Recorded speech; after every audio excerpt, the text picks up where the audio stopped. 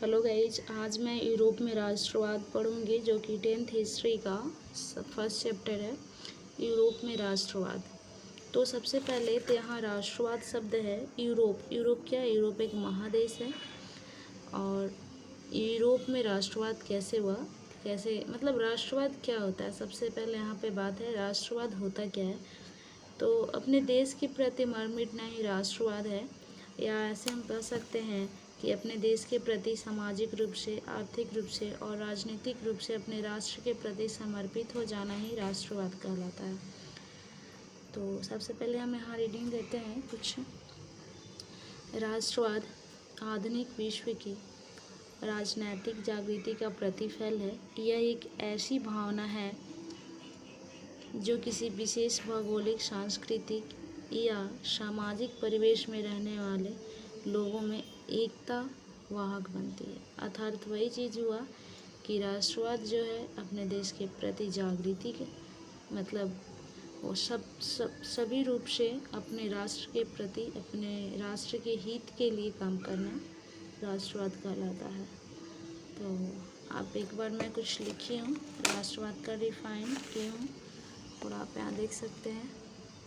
राष्ट्रवाद अपने देश के प्रति मर मिटना ही राष्ट्रवाद कहलाता है। यहाँ है, और यह करके अपने देश के प्रति सामाजिक रूप से, आर्थिक रूप से और राजनीतिक रूप से अपने राष्ट्र के प्रति समर्पित हो जाना ही राष्ट्रवाद है।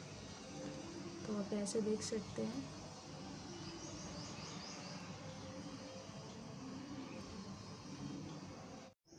अब राष्ट्रवाद की भावना का बीजारोपण यूरोप में पुनर्जागरण के काल से ही हो चुका था। अब यहाँ पुनर्जागरण क्या है?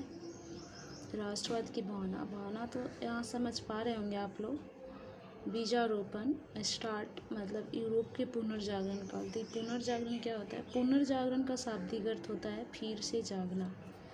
यहाँ जो पुनर्जागरण है इसका अर्थ होता है फिर से जगना। लेकिन पुनर्जागरण के काल क्या होता है इसके बारे में हम लोग देखेंगे।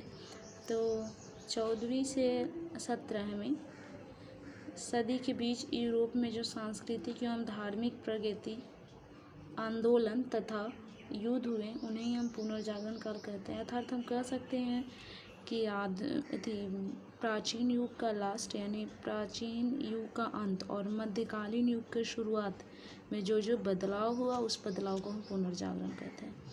सिंपल सी भाषा में यूरोप के मध्यकाल को ही हम पुनर्जागरण काल कहते हैं। या फिर आप ऐसे इस तरह से मैं लिखी हूँ, आप यहाँ देख सकते हैं।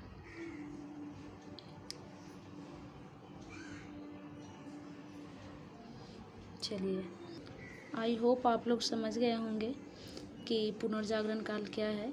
अर्थात यूरोप में मध्यकाल युग को ही हम पुनर्जागरण कहते हैं।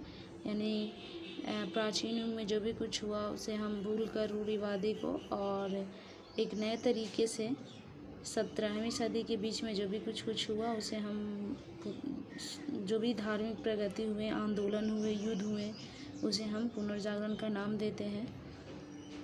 चलिए, तो यहाँ पर वही है। फिर इसके बाद लिखा हुआ है, परंतु 1789 ईस्वी की फ्रांसीसी क्रांति में उन्नत रूप से प्रकट हुई। इस 1789 ईस्वी में क्या हुआ था? 1789 ईस्वी में फ्रांस की राज्य क्रांति, आपने 9th के फ्रांस की राज्य क्रांति चैप्टर पढ़ा होगा, उसमें पूरी तरह से इसमें बताया गया है कि क्या था। फ्रांस का शासक लुई 16वां था जो कि बहुत ही भोग विलास करता था, पैसे लुटाता था, बेफिजूल खर्ची था। उसकी पत्नी ऑस्ट्रिया की रानी मेरी एंटोनेट थी जो ऐशोआराम में अपना रहती थी। ऐसे उसके यहाँ 15,000 ऐसे कर्मचारी थे जो कि कह सकते हैं कि बिना काम किए पैसे लेते थे, उनको वेतन मिलता था। आप पढ़े होंगे वैसे। फ्रांसीसी क्रांति उन्नत रूप से प्रकट हुई 19वीं शताब्दी में, तो उन्नत एवं आक्रामक रूप से सामने आई। इसके कारण भी यथेष्ट थे और परिणाम भी युगांतकारी रहे। यूरोप में राष्ट्रीयता की भावना के विकास में फ्रांस की राज्य क्रांति के तत्पश्चात नेपोलियन ने आक्रमणों ने महत्वपूर्ण योगदान दिया। आपने नेपोलियन के बारे में भी पढ़ा होगा, नेपोलियन कौन था, और फ्रांस की राज्य क्रांति के बारे में तो पढ़ा ही होगा। अगर आपने नहीं पढ़ा तो फ्रांस की राजक्रांति के बारे में मैं थोड़ा बता देती हूँ और नेपोलियन के बारे में थोड़ा बता देती हूँ। फ्रांस की राजक्रांति तो आप लोग पता ही है, 1789 में फ्रांस क्रांति यूरोप के इतिहास का युगांतकारी घटना थी और इसके बारे में मैं ऊपर भी बता दी हूँ क्या क्या था।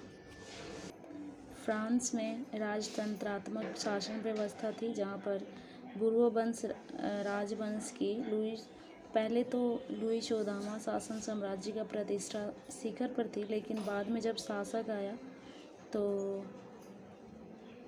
1774 के बाद अयोग्य सिद्ध हुआ। जो शासक था लुई 16वां, जो अत्यधिक निरंकुश, फिजूलखर्ची और अयोग्य शासक था। कह सकते हैं बिल्कुल ऐशो आराम जिंदगी काटने वाला। इसका विवाह ऑस्ट्रिया की राजकुमारी मैरी एंतोनेट के साथ हुआ था, जो उत्सव में काफ़ी रुपये लुटाती थी और अपने खास आदमियों को ओहदा दिलाने के लिए राजकाज में दखल देती थी। और ऐसे करके मतलब बहुत यहाँ पर जनता के साथ बहुत ही अत्याचार किया जाता था। यहाँ की जनता 3 स्टेट में बटे हुए थे और जो थर्ड स्टेज में आते थे उनको बहुत ज़्यादा कर चुकाना पड़ता था और वो एक साधारण व्यक्ति होते थे। फर्स्ट में आते थे, आप लोगों को पता ही है, पादरी वर्ग आते थे। द्वितीय में कुलीन आते थे और तृतीय में बड़े व्यापारी, व्यवसायी एवं शिक्षित किसान एवं शिल्पी, छोटे किसान, नौकर और मजदूर आते थे। तो ये तो फ्रांस की राजक्रांति के बारे में मैंने बताई। अब नेपोलियन के बारे में कि नेपोलियन के आक्रमणों का क्या महत्वपूर्ण योगदान था, उसके बारे में हम लोग देखते हैं। सबसे पहले तो नेपोलियन का जो जन्म है वो 15 अगस्त 1769 में हुआ था और मृत्यु इसका 5 मई 1821 ईस्वी को हुआ।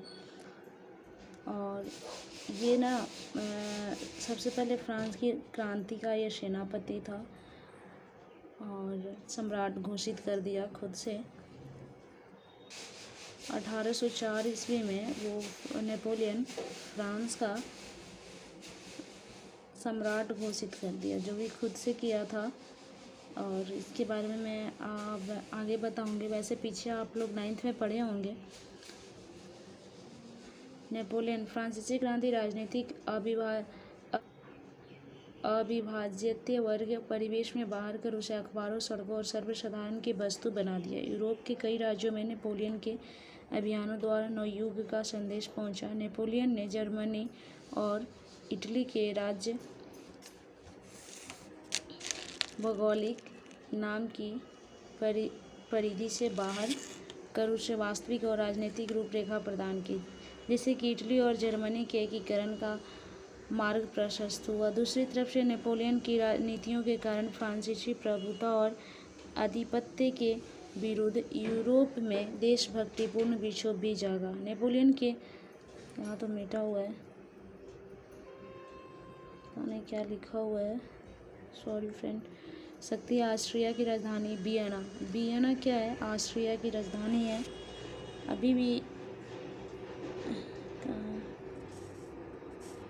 ऑस्ट्रिया की राजधानी वियना है, जो 1815 ईस्वी में एकत्र हुए, जिनका उद्देश्य यूरोप में पुनः उसी व्यवस्था को स्थापित करना था जिसे नेपोलियन युद्धों और विजयों को अस्त व्यस्त कर दिया। ये 1815 की क्या था? वियना सम्मेलन के बारे में हम थोड़ा देख लेते हैं कि वियना सम्मेलन क्या था। तो नेपोलियन बोनापार्ट ने अपनी विजयों के द्वारा यूरोप का कुछ मानचित्र में परिवर्तन किया था फ्रेंड। उसका पुनर्निर्माण करने के लिए ऑस्ट्रिया की राजधानी वियना में एक सम्मेलन रखा था, जिसका क्या बोलते हैं, जो अध्यक्षता कर रहा था वो मेटरनिक कर रहा था। और यही था कुछ वियना में जो थी या वो यूरोप में जो मानचित्र में परिवर्तन लाया था, उसके बारे में यहाँ पर वियना सम्मेलन हुआ था और इसमें कोई खास बात नहीं थी। आगे हम लोग देखते हैं था, परंतु इसके भाग लेने वाले राजनयिक इस बात को देख सकने में असमर्थ रहे। जनतंत्र और राष्ट्रवाद की नई शक्तियाँ राजनीतिक रूप से निर्धारित करने वाले नए तत्वों के रूप में उभर रही थी। 1815 के वियना सम्मेलन की मेजबानी ऑस्ट्रिया के चांसलर मेटरनिक ने किया। यहाँ पर लिखा हुआ भी है कि मेटरनिख ने किया था। जो घोर प्रतिक्रियावादी था। इस सम्मेलन में ब्रिटेन, रूस, प्रशा, ऑस्ट्रिया जैसे यूरोपीय शक्तियों ने मिलकर ऐसी व्यवस्था की जिसका मुख्य रूप से यूरोप में शांति संतुलन को स्थापित करना था। और आगे था